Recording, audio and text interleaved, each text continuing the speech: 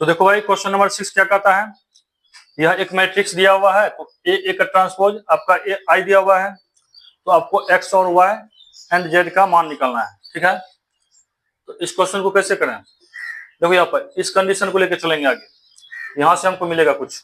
चलो ये वाला कंडीशन, सॉल्यूशंस, ये एक मैट्रिक्स है 0 2y z x y minus Z, x minus y Z.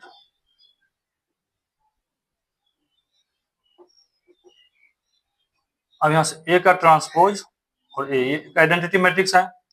चलो तो इसका ट्रांसपोज निकालो, इसका ट्रांसपोज कितना हो जाएगा, इस रो को कॉलम में बदल देंगे, रो को कॉलम में इंटरचेंज कर देंगे, मतलब कि रो और कॉलम को अगर आपस में इंटरचेंज कर देते हैं तो वही होता है का ट्रांसपोज।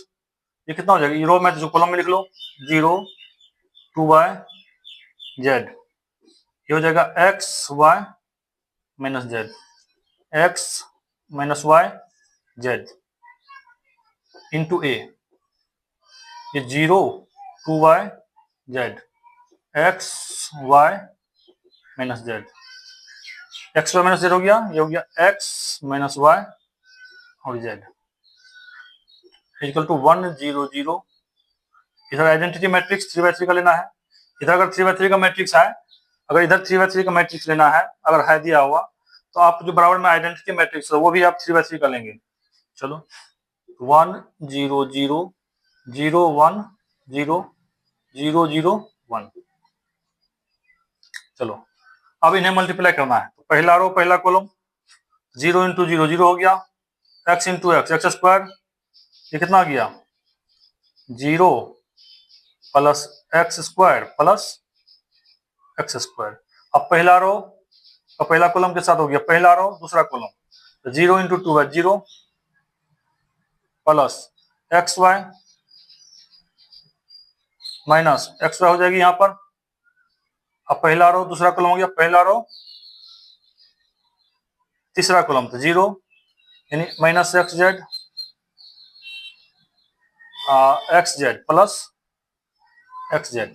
अब सेकेंड रो पहला column 0 x Y,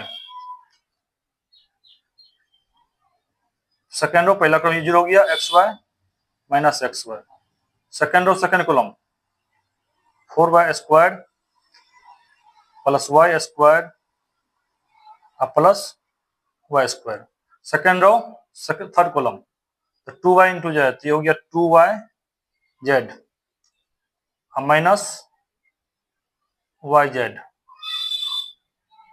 minus Y z हो गया इधर माइनस वाई जेड। अब थर्ड रो पहला कॉलम 0 हो गया ये माइनस एक्स जेड, ये 0 minus x z plus x z. Third row second column तो जेड इंटू 2 है तो 2y z minus Z into है तो minus z y minus z y, right. और थर्ड रो थर्ड कॉलम ये z square हो गया, यहां हो जाएगी माइनस माइनस प्लस यानी plus z square plus z square. ये हो गया प्रोडक्ट ऑफ टू मैट्रिक्स, ये आपका 1 0 0 0 1 0 0 0 1। चलो अब ये देखो यहां पर ये दोनों मैट्रिक्स मल्टीप्लाई करके ये आ गया। अब क्या करें, इसको जोड़ दो x square plus x square 2x square, ये तो कट गया दोनों 0, ये कट गया, ये भी हो गया 0, ये कितना ये भी कट गया 0, ये 4 1 5 1 6y स्क्वायर, ये जेड वाई ये भी कट गया सब, देख लो 0, एक्स जेड से जेड कैंसिल 0, ये भी कट गया 0, ये हो गया 3 जेड स्क्वायर, राइट। देखो ये किसके बराबर है, एक आइडेंटिटी मैट्रिक्स, आपका आइडेंटिटी मैट्रिक्स है 1 0 0 0 1 0 0 0 1, यहां तक ठीक है। चलो अब जब दो मैट्रिक्स इक्वल होता था इसके कोरोस्पोंडिंग एलिमेंट्स आर इक्वल, इसका मतलब ये इक्वल हो जाएगा 0 का 1 का, और ये इक्वल हो जाएंगे इस 1 के बराबर, और ये 3z² हो जाएंगे इसके बराबर। इसका मतलब यहाँ से ये हो गया 2x² इक्वल टू 1,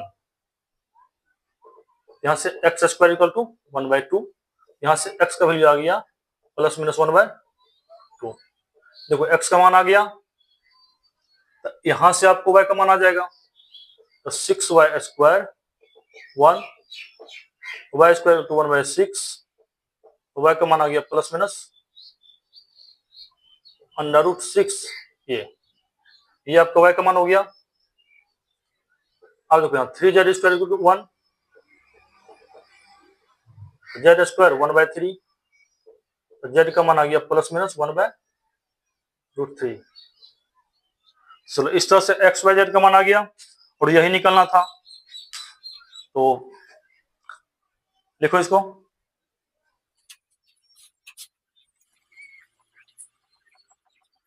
तो देखो भाई क्वेश्चन नंबर 7, इसमें x का मान निकालना है। तो चलो ध्यान से देखो सॉल्यूशंस।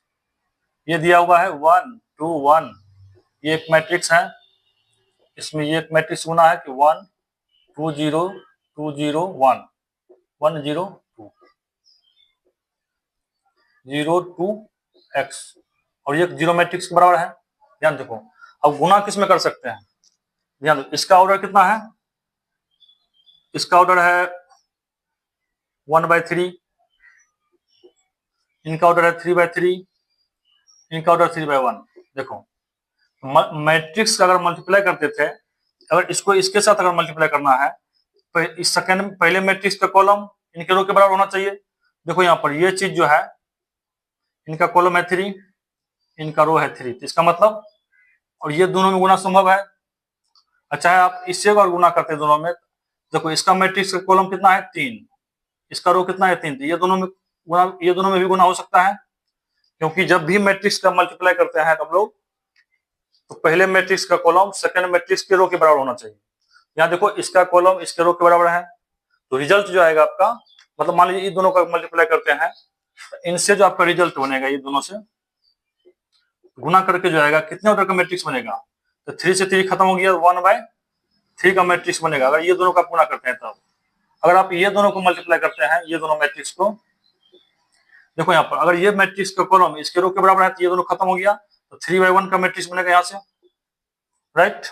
आप मतलब दोनों तरफ से आप कर सकते हैं, यहाँ दोनों तरफ से आप गुना वैलिड है, क्योंकि यहाँ पर हम चेक कर लिए इस मैट्रिक्स का कॉलम इसके रो के बराबर है, तो दोनों में भी गुना कर सकते हैं, इसका कॉलम इसके रो के बराबर है, तो ये दोनों में भी आप गुना कर सकते हैं। ठीक है, तो करो गुना। तो चलो अगर ये दोनों में मैट्रिक्स में गुना कर लेते हैं, पहले क्या, पहला रो पहला कॉलम, पहला रो चलेंगे और पहला कॉलम, फिर पहला रो दूसरा कॉलम, पहला रो तीसरा कॉलम, तो 1 गुना 1 क्या होता है, +4 और +1, तो पहला रो पहला कॉलम के साथ हो गया, पहला रो दूसरा कॉलम, तो 1 गुना 2 2 +0 +0, पहला रो तीसरा कॉलम 0 +1 और +4। अब पहला रो तीसरा कॉलम खत्म, देखो 3 से 3 कैंसिल, 1/3, ये रहा आपका मैट्रिक्स। इसमें इससे गुना मारना है, 0 2 x, इधर 0 मैट्रिक्स, ये आ गया आपका 4 1 5 1 6 2 5, इधर है 0 2 x। देखो इसका भी गुना संभव है, इसका मैट्रिक्स का ऑर्डर है 1/3, इसका ऑर्डर है 3/1, देखो इसका कॉलम इसके रो के बराबर है ना, इसका मतलब गुणनफल कितना आएगा, गुना करने के बाद आएगा 1/1 का मैट्रिक्स, राइट। चलो गुना करो, पहला रो पहला कॉलम, 6 × 0 +2 × 2 +5 × x, ठीक है। अब तो गुना नहीं होगा, बराबर 0 मैट्रिक्स, 6 × 0 0 +4 +5x बराबर 0, 5x +4 बराबर 0 मैट्रिक्स। देखो यहाँ पर ये 1/1 का मैट्रिक्स बना। अब क्या निकलना है, अब x का वैल्यू निकलना है, देखो जब ये 1 बाय 1 का इधर मैट्रिक्स है, इसी को देखते हुए इधर जो जीरो मैट्रिक्स है वो भी 1 बाय 1 का होगा, मतलब इस तरह से 5x + 4 ये एक matrix equal to zero matrix, ऐसे ये भी 1 बाय 1, ये भी 1 बाय 1, इसका मतलब ये दोनों इक्वल होंगे। यहां से आ जाएगा 5x + 4 इक्वल टू 0, तो 5x इक्वल टू -4, x का मान आ गया -4/5, आंसर राइट। तो नोट करो, इस तरह से क्वेश्चन में कुछ रहता नहीं है, बस थोड़ा सा सही कंसेप्ट अगर आप जानते हैं तो आप बना देंगे। कितना कोई यही पता नहीं होता है, डायरेक्ट गुना करने के भेज जाता है। तो जब भी गुना होगा तो पहले मैट्रिक्स का कॉलम और सेकंड मैट्रिक्स का रो, और चाहे सेकंड को थर्ड के साथ गुना करेंगे तो सेकंड मैट्रिक्स का कॉलम थर्ड के रो के बराबर होगा, तब आप गुना संभव है, अदरवाइज गुना पॉसिबल नहीं है। चलो आपका आंसर आ गया x का मान -4/5। इसके बाद नेक्स्ट क्वेश्चन पे जाते हैं।